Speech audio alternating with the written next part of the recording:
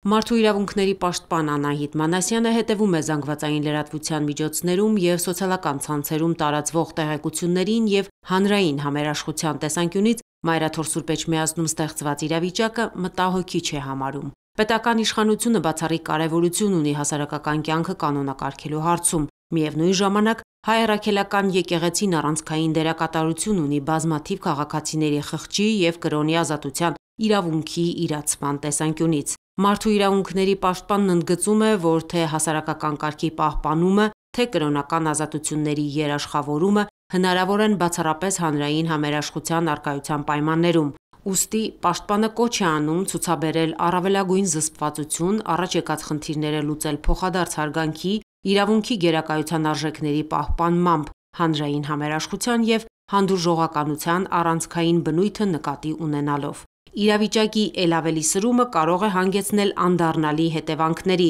և այդ հանգամանքը պետք է նկատի ունենան բոլորը, ասված է Մարդու իրավունքների պաշտպանի հայտարարության մեջ։